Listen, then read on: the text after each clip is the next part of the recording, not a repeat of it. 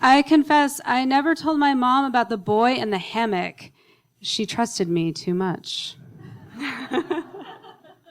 BedPost Confessions is an Austin, Texas-based live show featuring smart storytelling and anonymous confessing. Stories heard at BedPost Confessions, as well as sister shows Unspoken and Confess, all explore themes of humor, vulnerability, and emotional justice on varying topics. No matter the topic, the highlight of any BedPost productions is the participation of the audience members sharing their own secrets in the form of anonymous confessions, which are read aloud during the show.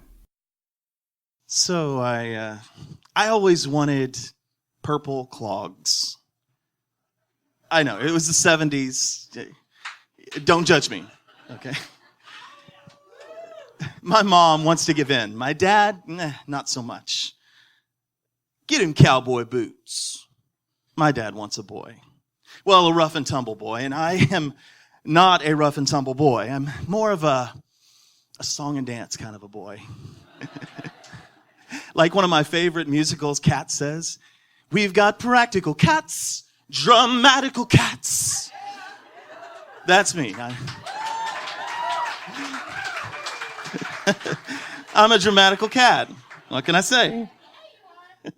Stage shows, puppet shows, musicals. Look, my mom knows. My dad mostly ignores it, except for this damn cowboy boots. Oh, and the Dallas Cowboys. America's team. Our team. Football pads, helmet, jersey, a blanket with sports logos and teams on it. Merry Christmas. Yeah, Merry Christmas to you, Dad, not to me. I just wanted purple clogs. You see, we have a civil war in our house. I sleep with my doppelganger Dumbo. I had to grow into these ears. My dad is not a fan of stuffed animals for boys. A minor skirmish. Dad absconds with my little elephant friend. I never see him again. Sleep with this. Go long. Fumble, he says with a familiar disappointment in his voice. He tosses instead a football into my bed. It burrows into my comforter. Lights out. 5-year-old tears moisten my sports team blanket. But you know that blanket is a study guide? I can pretend to know the difference between the Rockets and the Oilers. Although it does take me a while to figure out it's the Rockets and not the Rockettes. But it covers me, it hides me. I'm safe inside the shell it creates. The tide of war shifts in my favor. Dad finally gives up fashioning me into some clone of himself. And for the next few years, I find freedom. Freedom to sing show tunes, wear pink shirts, obviously, previously forbidden. And I find my voice as a singer. Mom sings along with me. Dad, well, he's just a figure I hardly see anymore. And then, dun, dun, dun, my mom rediscovers her childhood conversion to Christianity. We all get saved and baptized into the Southern Baptist Church. Hallelujah. Dad cuts his hippie locks. Mom buys ankle-length dresses. You know that picture of Jesus, the Jesus Christ superstar, that picture of Jesus? Well, that's the one we always knew. Not anymore.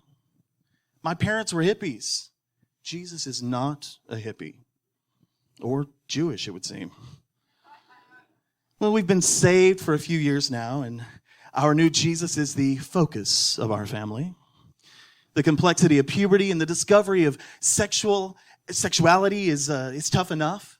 Add in the Southern Baptist Jesus, a healthy dose of confusing attractions toward boys. Fold in no role models and a dash of fear of disappointing God and Dad, and not necessarily in that order. And the guilt. A lot of guilt. Mix it all together, talk about a recipe for disaster. But now that Dad isn't waging war against my outward appearance or my dislike of anything that involves throwing a ball, you would think that it would be smooth sailing. Like an all-male gay pride cruise with drag queens singing show tunes, or the Love Boat soon will be making another run. Again, it was the 70s. Give me some grace here. Unfortunately, my mom's recommitment to the church and my subsequent indoctrination creates a whole new conflict. My struggle moves inward, underground. I fight an internal war now. I'm double-minded, a city divided against itself. My subversive thought life engages in conflict on the battlefield of my life. Does anybody see me? I mean, really see me? Do they know? Because I'm terrified. I'm terrified that everyone can see straight through me, through the masking I build and refortify daily. Because the truth is, I'm made of glass. I'm vulnerable. I'm transparent. Why don't they say anything? I mean, I'm guilty. I indulge feelings I should not. Look, it's my fault. My sinfulness and shame haunt me. I should trust God to change me. But my condition persists. I know. I'll get saved again. Maybe that'll help. Nope. No, actually, I feel worse than ever. And then it happens. Like a clumsily lit match dropped onto a pile of dry brush. Stamp it out. It's spreading. Put it out. Oh my God, what have I done? Help? Anybody? Motionless. I lie on my back, his hot air breathing on my neck. My arms are pinned above my head. I wince. His head bobs toward me, his mouth agape. His crooked teeth make their mark. It hurts. I'm only 13. And he is 19. A game? No. An attack. Look, I know I should scream. I know I should struggle, but I can only dart my eyes away. The TV, it plays reruns of an old sitcom. I watch. I hear the canned laughter. His rough hands rip my shorts toward my feet. I say no, but he can't hear me. His voice grovels with a sickening growl. He smells like watermelon. I don't like watermelon anymore. Starts laughing louder than the TV. My eyes rebel to look back at him as he gawks at parts of me that only my parents have seen. His free hand. He points and he laughs and he says, hairless half-inch. I'm a morphing creature. Half boy, half young man. I'm still growing. My stomach hurts. It's a tightening screw. I feel the sting of his words and the pinch of his fingers as they twist my tiny nipple. His hands, dirt under his fingernails, together with his sticky mouth, work in tandem. My face burns red. Hot coals are bursting through every pore. Oh, God. Why is it getting hard? Why can't I make it stop? I'm stuck in third gear, engine revving. Make it stop. It's growing. It's encouraging him. God, maybe this is all my fault. His 19-year-old body spins me like a rag doll, like his plaything. And face down, he beats me with his closed fist, pounding and pounding and pounding my youthful backside. I am skinny. I am weak. He uses my fear and weakness against me, but I am smart. I gotta pee. No, I'm seriously about to pee. He loosens his grip long enough that I run to my sanctuary locked behind my parents' bedroom door. I'm shaking. He screams. It echoes. And then silence. He calmly knocks on the door and he asks me politely to open as if he were a neighbor, a friendly neighbor asking for a cup of sugar. I whisper, no. Oh, the yelling begins again. Ripping the wood frame from the door piece by piece, his anger explodes, ripping and tearing and clawing at the door, a wild animal hunting his prey. And then silence again. crouched down like an injured animal. I sit alone, naked, hurting in the bottom of my mom's closet. Her pointy shoes are scattered. They poke at me. They taunt me to cry out, but I don't move. I don't scream. I don't flinch. I sit in agony. The storm has calmed. But is it safe? Is it safe to come out from my sanctuary? I emerge from the closet to see his 6-foot body framed in the bedroom window, but he is in the backyard, and I am still safely sequestered. His face is veiled in quiet anger. I close the blinds, and I pick up the phone, but he predicts my every move as I dial my friend. He breathes heavily on the phone in the living room. He listens. I talk. I ask her if she can come over and hang out. She can't. The fear inside, it begins building in me like a crescendo. Who will save me? Knock, knock, knock. Bang, bang, bang! Open this door right now. It's the voice of my older sister. My assailant is gone. I stand in the damaged doorway, wrapped in that sports team blanket, covered, but not hidden, wounded, and definitely broken. What did you do? My dad scolds me. His words are a cold bath. I just look straight through him. The TV still plays reruns. They mock me. I jolt back to hear my mom's opening argument. He fought back. Well, at least we know now he's not a faggot, my dad retorts.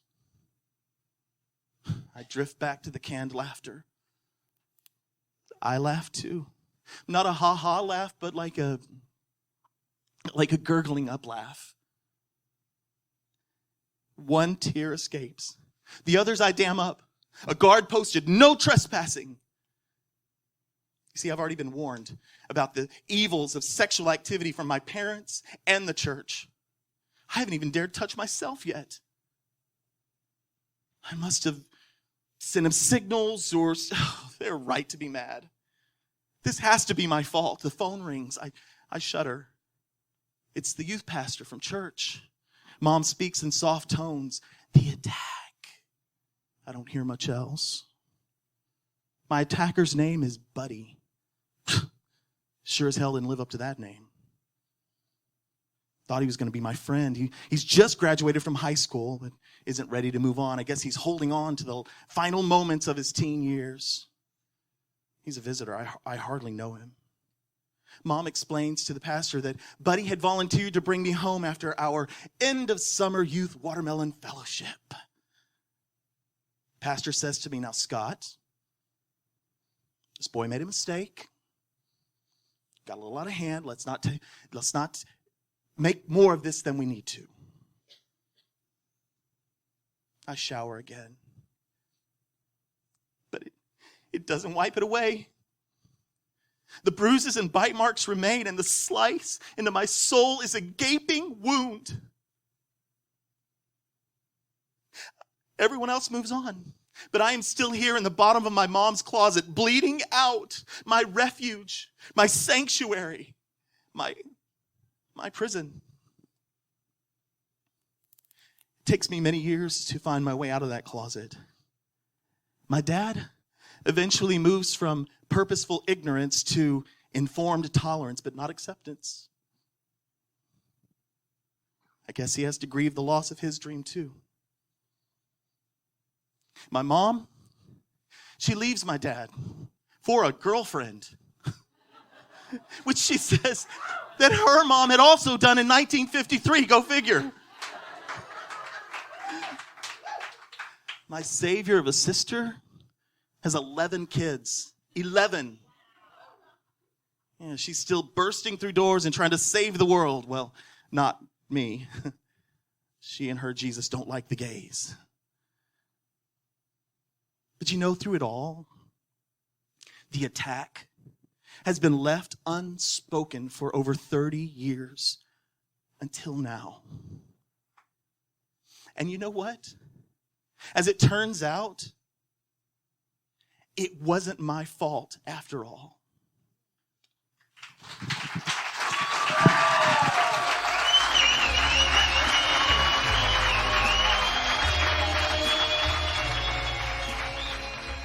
Bedpost Confessions is produced by Julie Gillis, Mia Martina, and Sadie Smythe. Audio production is by Ian Danskin. Confess with us at bedpostconfessions.com. Until next time, we will leave you with a few other confessions from the audience.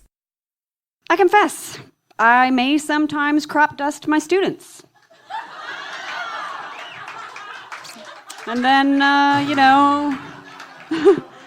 Who hasn't done that? Come on. And then blame it on a 3-year-old. Yes, of course you do. Farting is the best thing ever. Who has not farted on someone? Everybody's farted on somebody. Oh, let's just all fart right now. Let it out. You haven't lived until you have farted on someone. I know.